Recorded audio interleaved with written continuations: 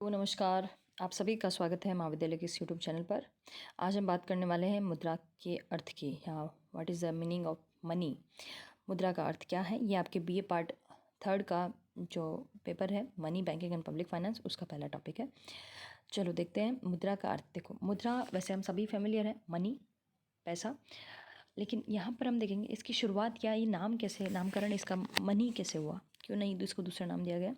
तो यहाँ पर इसको अंग्रेजी में हम मनी कहते हैं। इसके पीछे की जो कहानी है वो ऐसा है कि रोम में देवी जूनो के देवी जूनो, जिनको मोनेटा देवी जूनो भी बोल सकते हैं, उनका एक मंदिर था जिसके अंदर एक टकसाल थी।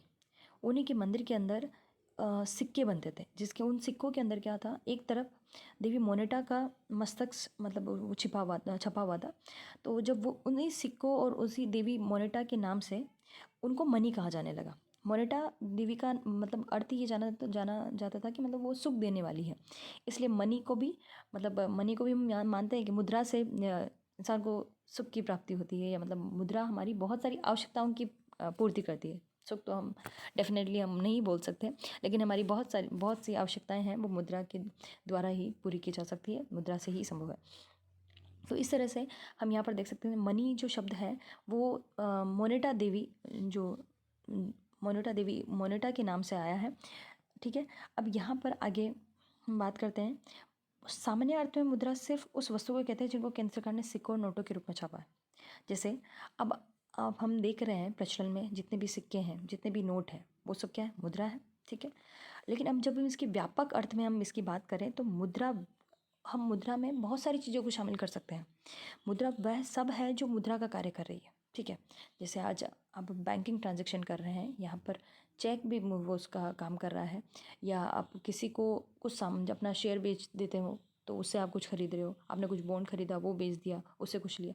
मतलब आप जो भी वस्तु या जिस भी परिसंपत्ति का, जिस भी प्रपत्र का या बिल का मुद्रा के रूप में प्रयोग कर रहे हैं, वह सब मुद्रा हो सकता है।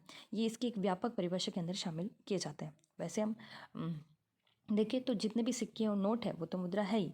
तो मुद्रा से अभिप्राय कोई भी वह वस्तु है जो सामान्य रूप से क्या कर रही है, विनिमय के माध्यम के रूप में, मतलब आप एक्सचेंज करने में उसका उपयोग कर रहे हो। मूल्य के माप, किसी भी वस्तु का कितने पैसे देने हैं, या आप मुद्रा में ही माप रहे हो कि मुझे 10 रुपये देने, 20 रुपये देने। मूल्य के माप, धन के संचय, जब स्टोर करके रख रहे हो, आप सब्जियों को स्टोर करके नहीं रख सकते, आप जो अनाज है उसको स्टोर करके नहीं रख सकते, दूसरी वस्तुओं को भी स्टोर लंबे समय तक नहीं कर सकते। लेकिन आप मुद्रा को या सिक्कों या नोट को आप क्या कर सकते हो, संचय करके रख सकते हो। ऋणों के भुगतान के रूप में आप किसी को ऋण देना है तो वो भी मुद्रा में बहुत आसानी से आप दे सकते हो। तो उनके रूप में जिसको आसानी से स्वीकार किया जाता है या जा सकता है, वह क्या है, मुद्रा है। ठीक है, हम यहाँ मुद्रा की थोड़ी 1-2-3 परिभाषा जो दी हुई है वो देख लेते हैं। हार्टले विदर्स के अनुसार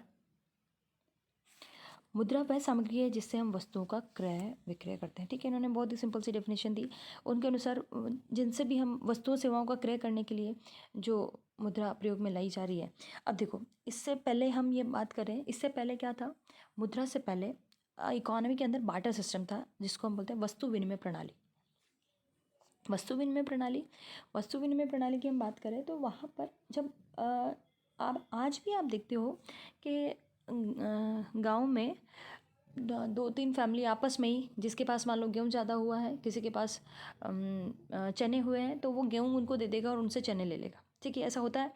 तो अब ज़रूरी नहीं है सबने चने अपने बोए हो, सब चने गेहूँ जो भी बाकी दाल है, मूंग उड़द सारी एक साथ ही बो सके।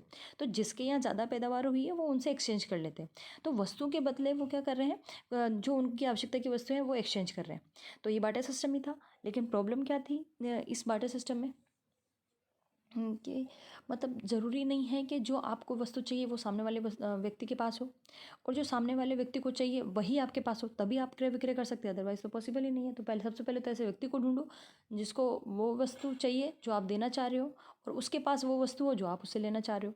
तो ये संयोग मिलना बहुत मुश्किल था, दोहरे संयोग की समस्या। दूसरा हम प्रॉब्लम देखते हैं कि मतलब वस्तुओं के विभाजन की समस्या।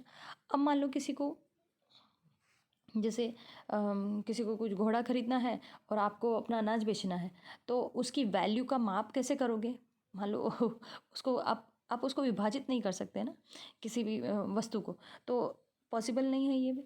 इसी तरह आपको डिफर पेमेंट मान लो बाद में भुगतान करना है ना, तो आप अनाज को कितने दिन स्टोर करके रखोगे। तो वहाँ पर इस तरह की हमें वस्तु विनिमय प्रणाली में बहुत सारी जो समस्याएं वो देखने को मिली। तो धीरे धीरे मुद्रा का जो चलन है वो अपने आप एक इसका हम देख सकते हैं कि वस्तु विनिमय प्रणाली में जो कमियां थी उसको दूर करने के फलस्वरूप मुद्रा विनिमय प्रणाली का विकास हुआ। नेप के अनुसार कोई भी वस्तु जो राज्य द्वारा मुद्रा घोषित कर दी जाती है मुद्रा कही जाती है। अब नैप ये बोल रहे हैं, जैसे हॉलो विदेश ने बहुत सिंपल सी परिभाषा दी कि वस्तु का क्रय विक्रय जो करती है वह मुद्रा है। नैप ने बोला है कि जो राज्य सरकार द्वारा घोषित कर दी जाती है मुद्रा कही जाती है। ठीक है, यहाँ पर सरकार को ज़्यादा इंपॉर्टेंस दी है। जो सरकार के द्वारा घोषित मुद्रा है, ये बिल्कुल सही बात है, मैक्सिमम हम इसको कंसिडर करेंगे।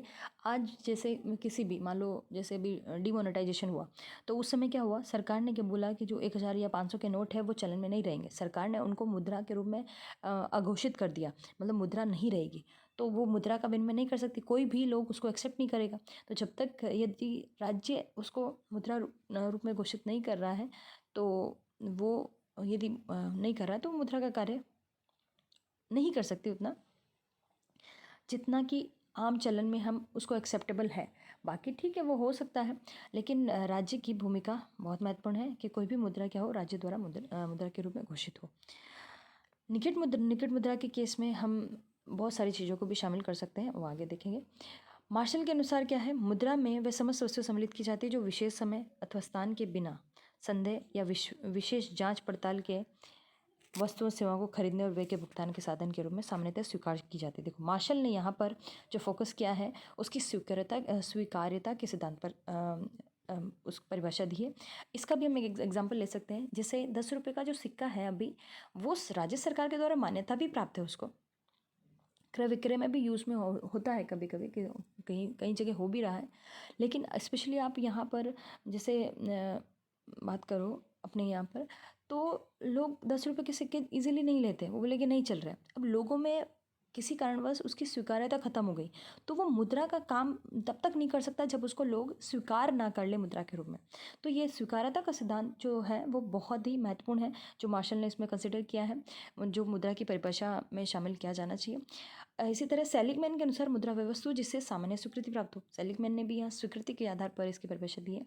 किलनी के अनुसार मुद्रा एक ऐसी वस्तु है जिसे सामान्यतः विनिमय के माध्यम अथवा मूल्य के मान के रूप में स्वीकार एवं प्रयोग किया जाता है। ठीक है, अब यहाँ पर इन्होंने उसके फंक्शन पे बात की किनले ने, विनिमय के माध्यम के रूप में और मूल्य के मापन एक्सचेंज करने के लिए और किसी भी वस्तु का मूल्य का माप करने के रूप में आप उसको स्वीकार कर रहे हो और प्रयोग कर रहे हो, वह मुद्रा है। ठीक है, उपयुक्त परिभाषाओं का अध्ययन करने के पश्चात हम मुद्रा के 2 महत्वपूर्ण गुणों को यहाँ पर मान रहे हैं। 2 महत्वपूर्ण गुण हमारे पास सामने आ रहे हैं। एक तो क्या है, सामान्य स्वीकृति की बात करी कि जब तक जनता उसको स्वीकार नहीं करेगी हम उसको मुद्रा नहीं कह सकते। दूसरा वैधानिकता, मतलब सरकार उसको वैधानिकता प्रदान करे। इस प्रकार मुद्रा की सर्वमान्य परिभाषा इस प्रकार दी जा सकती है। ठीक है, मुद्रा एक ऐसी वस्तु है जो विनिमय के माध्यम के रूप में, मूल्य के मापक, स्थगित भुगतानों के मान और तथा मूल्यों के संचय के साधन के रूप में स्वतंत्र, विस्तृत और सामान्य रूप से लोगों द्वारा स्वीकार की जा सकती है। ठीक है, तो यहाँ पर जो इन सभी का कार्य करिए विनिमय के माध्यम के रूप में यूज़ में आ रही है और मूल्य के मापक के रूप में हम उसका उपयोग कर रहे हैं। हमारे जो डिफर पेमेंट है, स्थगित भुगतान है, उनको भुगतान करने के लिए मुद्रा का उपयोग कर रहे हैं। मूल्य के संचय, मतलब हमने अभी बात की, उसको स्टोर करने के लिए मुद्रा का उपयोग कर रहे हैं, तो साधन के रूप में काम में आ रही है। लोग इसको इन सभी कार्यों के लिए इजीली स्वीकार कर रहे हैं, तो वो क्या है, मुद्रा है। ठीक है, अब हम देखते हैं